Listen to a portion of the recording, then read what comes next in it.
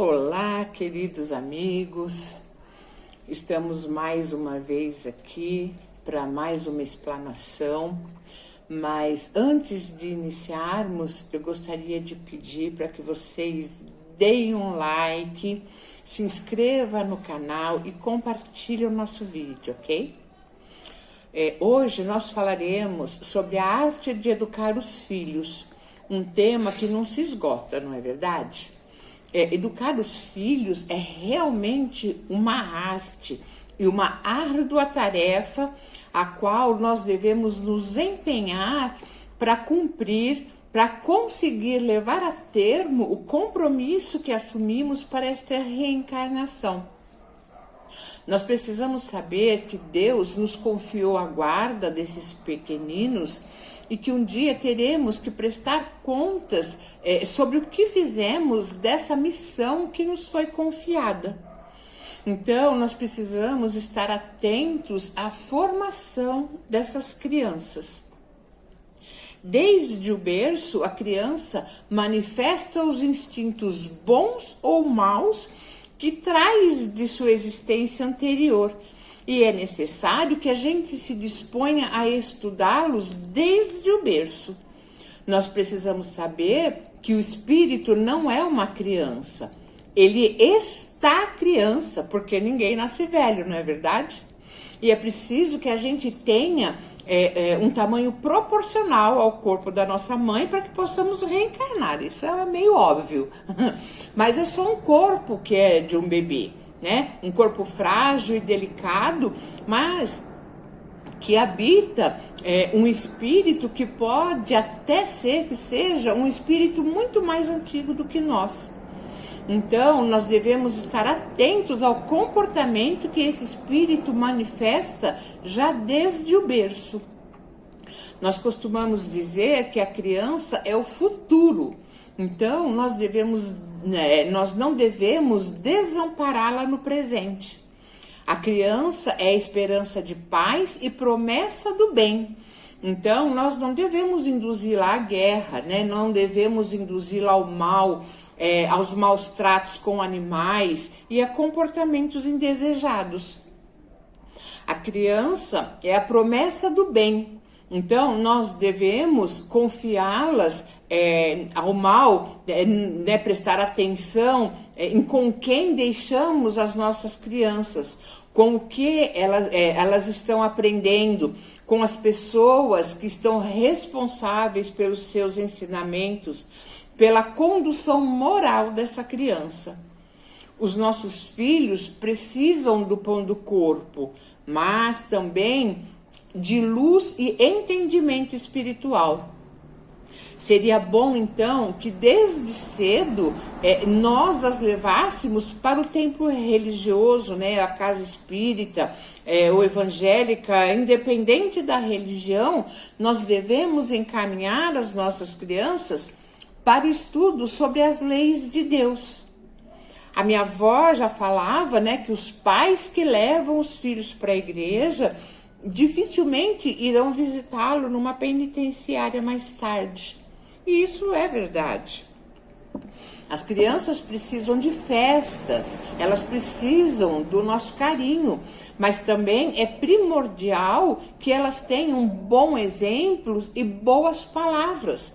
Palavras de incentivo, palavras de reconhecimento, palavras de cunho moral, de incentivo, de apoio. Nós devemos incentivar as crianças à prática do bem através dos nossos exemplos e das nossas palavras. E precisamos nos empenhar na sua educação. Ainda que a gente acredite que ela sofra, é necessário corrigi-la enquanto há tempo, para que não chore amanhã. Nós devemos ensinar a arte do trabalho, né, com pequenas tarefas dentro do lar. Ensinar sobre humildade no trato com as pessoas, do devotamento e do perdão para com o próximo. Porque conosco ela aprenderá através do amor. O que não será possível se nós delegarmos esses ensinamentos à vida. A vida ensina aos trancos e barrancos. Não é assim que falava a nossa mãe? Quem não vai pelo amor, vai pela dor. Na vida, eles não vão ter o ensinamento carinhoso que podem estar tendo dentro do lar. É com isso que nós precisamos contar, né? Nós devemos nos compadecer dos nossos filhos, orientando-os para que sejam bons e justos. Porque se nós não os ajudarmos hoje, eles nos farão chorar amanhã. Já ouviram aquele ditado, né, de que é de pequeno que a gente desentorta o pepino? Isso é verdade, né? Nós devemos incentivar os nossos filhos a proteger as suas emoções e gostar de ajudar e promover o bem. O melhor dos incentivos é sempre o exemplo, né? É um trabalho lento, contínuo. É um jardim precioso que requer cuidados diários. E nós não podemos abrir mão desses bons ensinamentos. Nós precisamos também conversar com os nossos filhos sobre o amor, sobre essas relações entre amigos, parentes, e ouvir o que eles têm a nos dizer. É importante ouvirmos os nossos filhos, saber o que eles pensam, como eles reagem, né? Como eles se comportam no convívio social. Nós devemos motivá-los e para isso devemos elogiar os nossos filhos, mesmo que porventura, situação ou idade venham a ser rebeldes. Não é a imposição, não é a briga, não é o castigo que irá modificá-los. Só o que irá fazer isso é modificar o mau comportamento, é o nosso amor, é o nosso carinho para com essas crianças. Muitas vezes, um elogio bem elaborado faz muito mais efeito do que broncas e críticas repetitivas. É sempre bom repensar a relação que temos com eles. Educar e amar um filho requer reciclagem constante das nossas imperfeições. O mundo está em constante processo de renovação, de transformação, e nós precisamos acompanhar essas mudanças.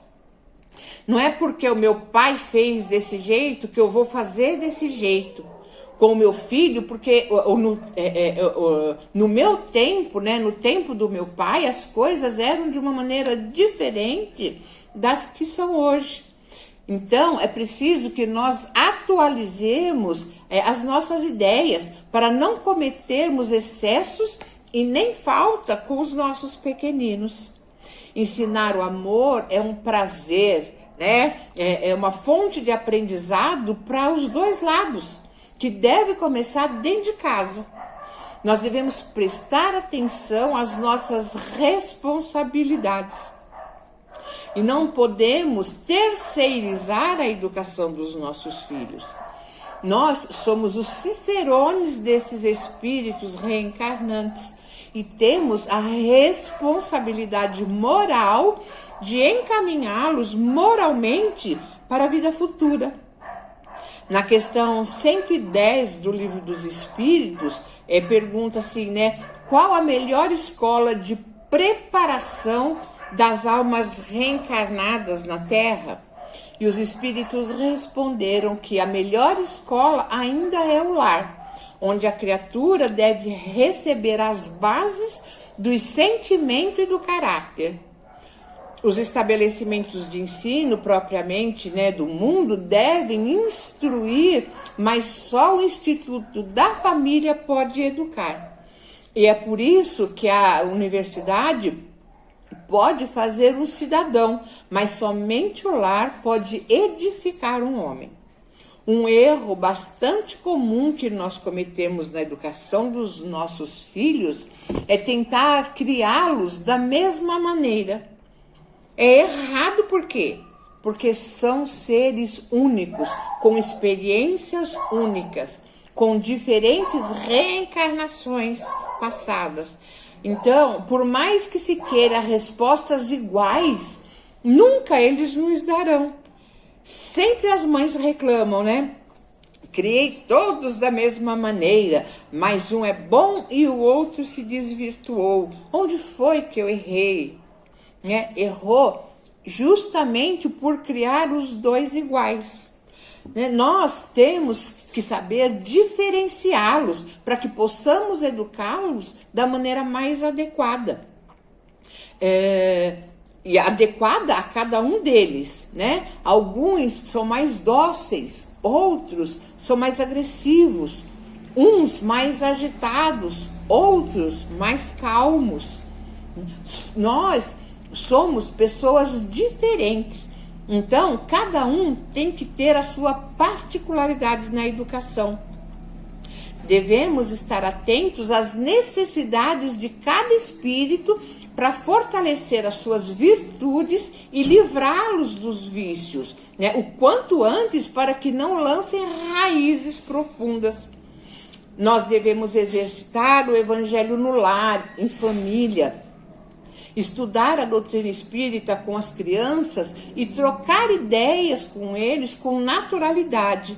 São atitudes que se revestem de imensa importância pelo fato de levar Jesus simbolicamente à intimidade do nosso lar. Se nós queremos um mundo melhor, nós precisamos oferecer pessoas melhores para esse mundo. Simples assim. As crianças são o futuro. Elas precisam estar preparadas para isso. É isso aí, pessoal. Né?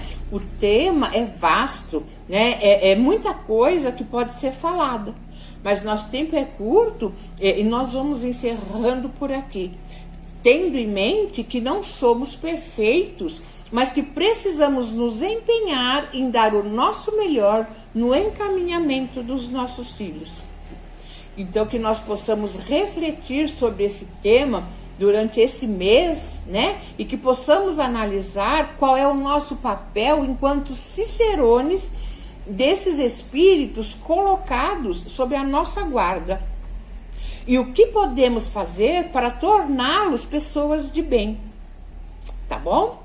Que Jesus possa nos acompanhar durante toda essa semana, que possamos estar em sintonia com a espiritualidade maior, para que sejamos auxiliados e induzidos no caminho que nos levam ao acerto. Então vamos enviar as nossas melhores vibrações de amor e luz